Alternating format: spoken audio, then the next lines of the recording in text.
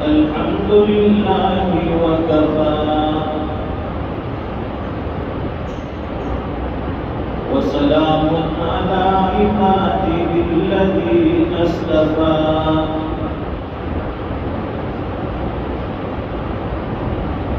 خصوصا على أفضلهم وخاتم النبيين محمد الأمين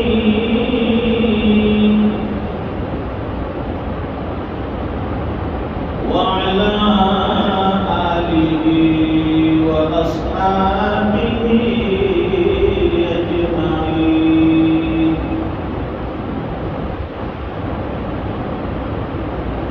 أما بعد فأعوذ بالله من الشيطان الرجيم.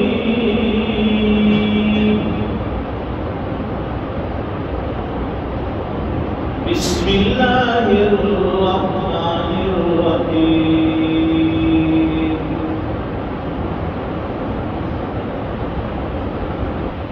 يا أيها الذين آمنوا توبوا إلى الله توبة نصوحا صدق الله العظيم. وقال النبي صلى الله عليه وسلم التائب من الذنب كمن لا ذنب له صدق رسوله النبي الأمي الحبيب الكريم. ونحن على ذلك لمن الشاهدين والشاكرين والحمد لله رب العالمين. اللهم صل على سيدنا ومولانا محمد وعلى آل سيدنا محمد وبارك وسلم. بزرگوں اور دینی بھائیوں،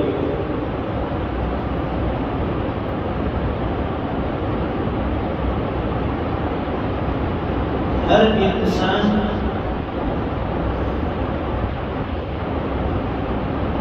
اپنے آپ کو خوب جانتا ہے کہ میں کتنا گنہگار ہوں.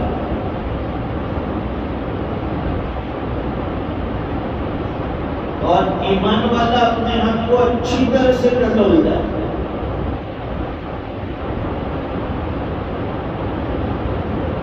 جتنا ایمان مضبوط ہوتا ہے اتنا وہ اللہ سے ڈرنے والا ہوتا ہے. ایمان کی جڑیں جتنی مضبوط ہوتی ہے آدمی اپنے آپ کو اتنا زیادہ گناہوں سے دور رکھتا ہے.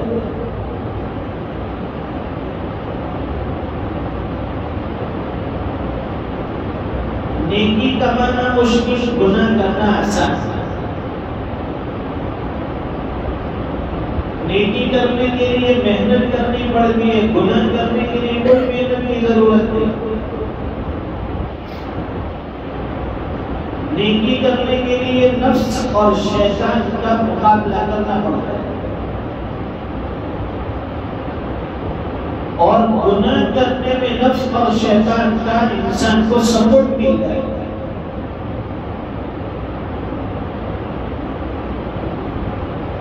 جیسے کہ جمعہ کی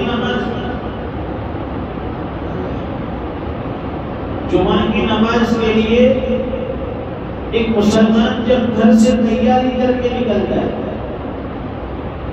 آج بڑا دن ہے، برکت والا دن ہے، ہفتے کی عید ہے، اور جمعہ کی نماز کسی بھی حال میں مجھے ادا کرنی ہے. یہ سوچ کر وہ پہلے سے تیاری شروع کرتا ہے، اپنے ذہن کو بناتا ہے، مائنڈ سیٹ کرتا ہے، اپنے کام کو آگے پیچھے کر لیتا ہے۔ کوئی بھی کام ہو، اگر اسے کہا جائے کہ جمعہ کے دن فلاں کام کرنا ہے، فلاں جگہ جانا ہے، تو پہلے سے کہتا ہے کہ نہیں، آئندہ کل جمعہ ہے اور جمعہ کے دن میں کہیں نہیں جاؤں گا، اس لیے کہ ہمارے لیے جمعہ کی نماز ضروری ہے، اس کام کو اگلے دن پر موقوف کروں گا۔ یہ ہمارا جذبہ ہے۔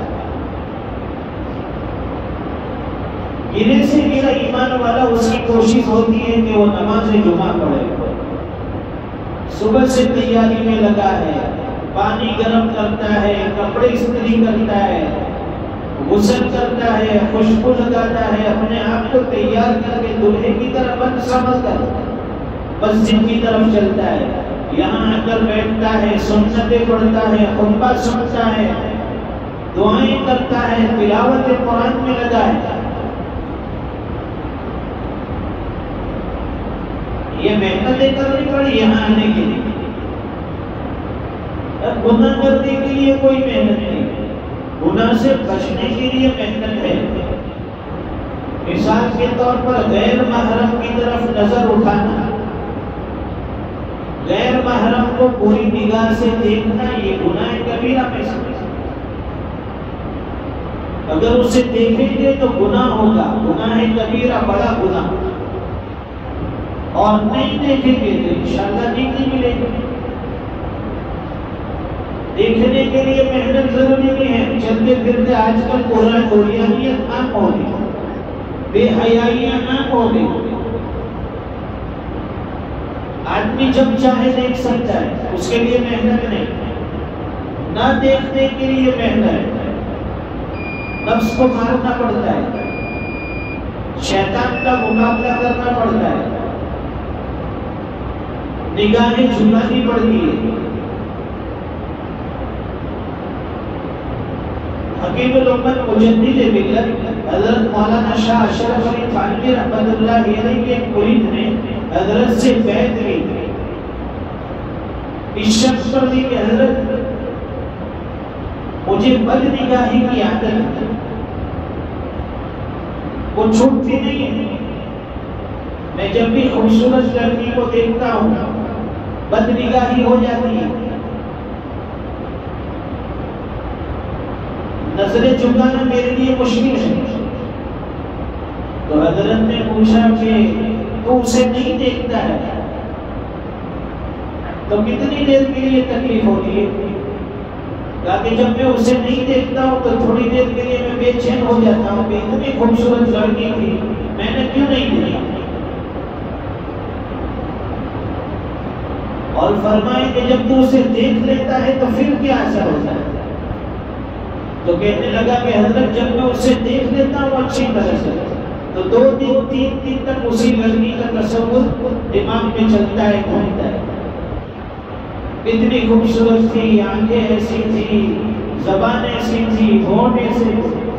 تو حضرت نے فرمایا کہ نہ دیکھنے کی وجہ سے جو تھوڑی دیر کی تکلیف ہوئی وہ اچھا ہے اس سے کہ دیکھنے کے بعد 3 دن تک تو اس کے خیالات میں، اس کے تصورات میں ڈوبا رہتا ہے۔ تو محنت کرنی پڑتی ہے، نظریں جھکانی پڑتی ہے۔ قرآن کریم میں اللہ فرماتے ہیں قل للمؤمنین یغضوا من ابصارهم ويحفظوا فروجهم، مومنوں سے کہہ دیجیے کہ اپنی نگاہیں نیچی کریں، اپنی شرمگاہ کی حفاظت کریں۔ نبی سے کہا جا رہا ہے اے نبی مومنوں سے کہہ دیجیے اپنی نگاہوں کو جھکا لیں، اپنی نگاہوں کی حفاظت کر لیں۔ یغضوا من ابصارهم، نگاہوں کو تھوڑا پست کر لیں۔ وَيَحْفَظُوا فُرُوجَهُمْ، اور اپنی شرمگاہ کی حفاظت کر لے۔ قرآن کریم کہتا ہے آج دنیا میں زبان سے ہونے والا گناہ اور شرمگاہ سے ہونے والا گناہ ہو گیا۔ نگاہوں کے گناہوں کا تو پوچھیے مت، اس سے تو کوئی گناہ نہیں سمجھتا ہے، بد نگاہی کو کوئی گناہ ہی نہیں سمجھتا ہے۔ سامنے سے کوئی غیر محرم گزرتا ہے، اچانک نظر پڑ گئی الگ بات ہے، بلکہ اس کو اس طرح سے دیکھتے ہیں کہ دور تک اسے چھوڑ کے آتے ہیں۔ اس میں کیا جوان کیا بوڑھا، جب تک وہ آنکھوں سے اوجھل نہیں ہو جائے گی، غائب نہیں ہوگی، وہاں تک اس کی نگاہیں اس کا پیچھا نہیں چھوڑتی۔ اتنا ماسٹر مائنڈ، یہ للچائی ہوئی نگاہیں، یہ پیڑیے کی طرح جو ہماری آنکھیں لالچ کی وجہ سے اٹھتی ہے غیر محرم کے اوپر، قیامت میں دن اس کا جواب دینا ہے۔ دوستوں کے ساتھ بیٹھا ہوا ہے جوان، بات چیت ہو رہی ہے، گپ شپ ہو رہی ہے، اب غیر محرم کو دیکھا، اس طرح سے دیکھتا ہے کہ کسی کو پتہ نہیں چلے، ورنہ ٹوک دیتے ہیں بھائی نگاہیں نیچی کر، غیر محرم کو کیوں دیکھتا ہے؟ نہیں دیکھ جو تو نہیں دیکھتے تو اچانک نظر پڑے گی، اچانک نظر تو معاف، اس کے بابا کا قاعدہ ہے۔ میں کہا ابھی میری نظر سیدھی جو ہوئی، میری نگاہ پاکیزہ ہے، دل صاف ہے، وہ تو اچانک نظر گزر گئی۔ زبان کچھ اور کہتی ہے، دل کچھ اور کہتا ہے۔ قرآن کریم میں اللہ فرماتے ہیں یعلم خائنۃ الاعین وما تخفی الصدور، انسان کی نگاہوں میں جو خیانت ہے اسے بھی اللہ جانتا ہے، اس کے دل میں سینے میں کیا بھید ہے وہ بھی اللہ جانتا ہے۔ ہمارے حضرت اس کا بہت اچھا ترجمہ کرتے ہیں، یعلم خائنۃ الاعین وما تخفی الصدور، فرماتے چوریاں آنکھوں کی اور سینوں کے راز جانتا ہے سب کو تو بے نیاز۔ کوئی جانے یا نہ جانے، کوئی مانے یا نہ مانے، کوئی دیکھے یا نہ دیکھے، لیکن پروردگار کی ذات سب دیکھنے والی ہے۔ انسان کی نگاہوں کی خیانت بھی وہ دیکھتی ہے، دلوں میں چھپے ہوئے بھید کو بھی وہ جان لیتی ہے، اس ذات سے کوئی چیز چھپی ہوئی نہیں۔ اپنی نگاہوں کو پاکیزہ کیجیے، اپنے دل کو صاف ستھرا کیجیے، مصفا کیجیے، زبان کو ذاکر بنائیے، دل کو مصفا اور پاک صاف بنائیں۔ جب دل پر ضرب پڑتی ہے ذکر اللہ کی، اللہ اللہ کی، تب جا کر انسان نیکیوں کی طرف آگے بڑھتا ہے، اس کے دل دماغ میں پاکیزگی آتی ہے۔ نگاہوں کی پاکیزگی بہت کچھ بیان کرتی ہے۔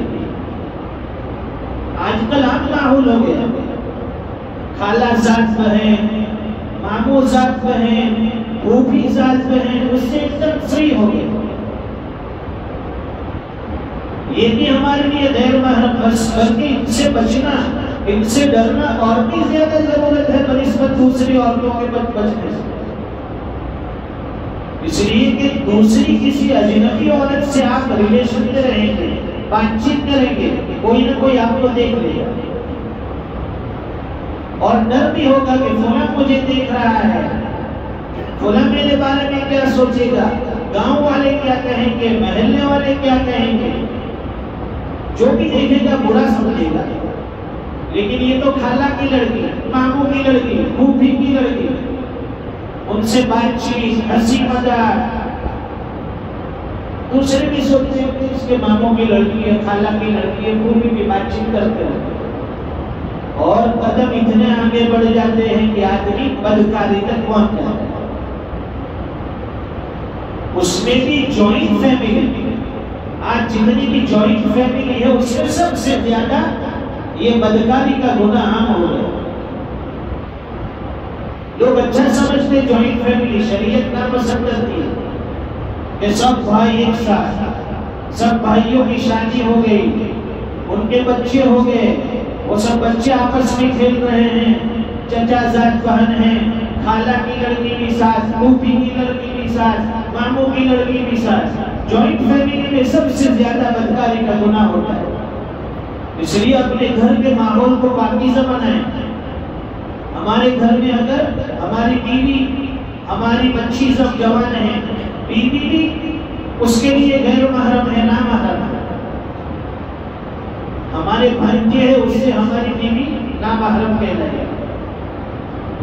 ہمارے ماموں کے لڑکے، ان کے لیے بھی ہماری بیوی غیر محرم کہلائے۔ ہمارے چچا کے لڑکے، ان کے لیے بھی ہماری بیوی، ہماری بچی غیر محرم کہلائے۔ بالکل کھلے عام گھر میں آ رہے ہیں، ہاں یہ تو میری بہن کا لڑکا ہے، میرا بھانجا ہے، یہ تو میرے بھائی کا لڑکا ہے، میرا بھتیجا ہے، یہ میری پھوپھی کا لڑکا ہے، سب کو آنے کی اجازت ہے۔ پھر اس میں گناہ ہوتے ہیں۔ معاشرے میں جو بگاڑ پھیلا ہوا ہے، یہ جوائنٹ فیملی کی وجہ سے بگاڑ پھیلا ہوا ہے۔ سب سے پردہ کیجیے، اپنی بیوی کو سب سے پردہ کرنے کا حکم دیجیے، اپنی بچیاں جوان ہیں اس کو سب سے پردہ کرنے کا حکم دیجیے۔ سب کو گھر میں آنے کی اجازت نہیں۔ یہ ہماری نادانی ہے، یہ ہماری غفلت ہے۔ ہم یہ سمجھتے ہیں کوئی بات نہیں، یہ بچے گھر میں آئیں گے، بھانجے بھتیجے، خالہ زاد پھوپھی زاد، بھائی بہن آپس میں کھیلیں گے، بات کریں گے، موبائل ایک دوسرے کا نمبر ایکسچینج کیا، اسی میں بگاڑ پیدا ہوتا ہے۔ ہمارے معاشرے کو اسی نے ختم کر دیا۔ یہ گھر گھر کا رونا ہے۔ اس لیے شریعت کا مزاج بڑا نازک ہے۔ شریعت نے پردے کا کیوں حکم دیا؟ بچی 10 سال کی ہو جائے، 12 سال کی ہو جائے، اسے اپنے رشتہ دار لڑکوں سے الگ تھلگ رکھے۔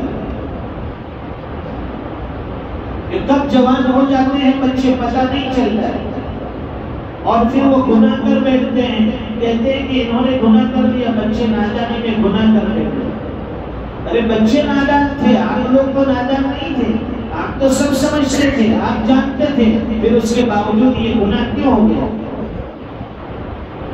قُلْ لِلْمُؤْمِنِينَ يَغُضُّوا مِنْ أَبْصَارِهِمْ وَيَحْفَظُوا فُرُوجَهُمْ۔ قرآن کریم کہتا ہے اپنی آنکھوں کی بھی حفاظت کیجیے، اپنی شرمگاہ کی بھی حفاظت کیجیے، اپنے آپ کو نگاہوں کے گناہ سے بچائے، شرمگاہ کے گناہ سے بچائے۔ جو آدمی نگاہ کے گناہ سے بچتا ہے وہ شرمگاہ کے گناہ سے ضرور بچے گا۔ جس کی نگاہ قابو میں نہیں، اس کی شرمگاہ کی کوئی گارنٹی نہیں۔ اور دوسری ایک چیز، انسان اپنی زبان پر بھی تھوڑا کنٹرول کر لے، اس کو بھی قابو کر لے۔ ماہ مبارک بالکل قریب ہے، رمضان آنے والا ہے، اس کے آنے سے پہلے پہلے اپنی نگاہوں کو پاکیزہ کر لے، اپنی زبان کو پاکیزہ کر لے، اپنے دل کو تھوڑا سا پاکیزہ کر لے، اپنے اعمال کو سدھار لے، ماضی میں جتنے گناہ کیے ہوئے ہیں اس سے معافی مانگ لے، ماضی میں جو گناہ کی عادت پڑی ہوئی ہے ان گناہوں کو چھوڑ دے۔ پاکیزہ ماحول ملنے والا ہے، ماہ سیام آنے والا ہے، ماہ مبارک آنے والا ہے، اس مہینے کے آنے سے پہلے اپنے آپ کو اس میں داخل کرنے سے پہلے اپنے آپ کو آئینے کی طرح بالکل صاف کر، تب اس کے انوارات آئیں گے۔ زندگی میں کتنے رمضان آئے چلے گئے، ہم وہیں پہ وہیں ہیں، کوئی سدھار نہیں آیا، جہاں تھے جس طرح سے ویسے ہی۔ کیوں؟ اس لیے کہ ہم نے کبھی اپنے آپ کو سدھارنے کی نیت نہیں کی، اپنے آپ کو گناہوں سے بچانے کی کوشش نہیں کی، اس ماہ مبارک کی ہم نے قدر نہیں کی۔ ورنہ جو رمضان کی صحیح معنی میں قدر کر لیتا ہے، رمضان کے بعد والی زندگی اللہ تعالیٰ اس کو پاکیزہ اور نورانی عطا فرماتے ہیں۔ یا ایھا الذین آمنوا توبوا الی اللہ توبۃ نصوحا۔ اے ایمان والو، سچی پکی توبہ کر لو، گناہوں سے بچ جاؤ، اللہ کی طرف رجوع کر لو، اللہ کے دربار کی طرف آؤ، اپنے آپ کو گناہوں سے دور رکھو، اپنے رب کو منا لو، اور وہی دروازہ ہے وہاں جہاں سے تمہیں معافی ملنے والی۔ آنے والا مبارک مہینہ، اس کی تیاری ابھی سے کر لیا۔ تیاری کا ہم لوگ غلط مطلب سمجھتے ہیں، اس میں بھی ماں بہنیں لوگ رمضان کے 1 مہینے سے پہلے، یہاں تو کم ہے پھر بھی بیرون میں ہم نے دیکھا، انگلینڈ میں، کینیڈا میں شعبان کا چاند ہوتا ہے بھائی سموسا بنانے تیاری ہے، بڑ بوٹی بنانے، پارسل بنانا، یہ ساری چیزیں شعبان کے مہینے میں پورا فریج فل ہو جاتا ہے۔ رمضان کا استقبال ہو رہا ہے، آنے والے مہمان کا انتظار ہم اس انداز میں کرتے ہیں، کھانے سے ہمارے فریج بھرے ہوئے ہیں۔ اللہ حفاظت کرے امت مسلمہ کی۔ صحابہ کرام کے دسترخوان پر کھجور اور پانی ہوتا تھا، افطار میں بھی کھجور، سحری میں بھی کھجور، وہ بھی مہینے بھر کے روزے رکھتے تھے، دل نورانی اور ماحول نورانی ملتا تھا۔ آج ہم نے رمضان کو کھانے پینے کی نظر کر دیا، دسترخوان کی نظر کر دیا، دیگیں پک رہی ہیں، حلیم اور کھچڑے بک رہے ہیں، یہ ساری چیزیں منع نہیں ہیں، لیکن اصل جو حقیقت اور روحانیت رمضان کی ہے وہ عبادت ہے، وہ صیام ہے، روزے ہیں، اس کے انسان کو فکر کرنی چاہیے۔ اللہ تعالیٰ کہیں سنی باتوں پر مجھے بھی عمل کی توفیق عطا فرمائے اور آپ سب حضرات کو بھی عمل کا داعیہ اور جذبہ نصیب فرمائے۔ وآخر دعوانا الحمدللہ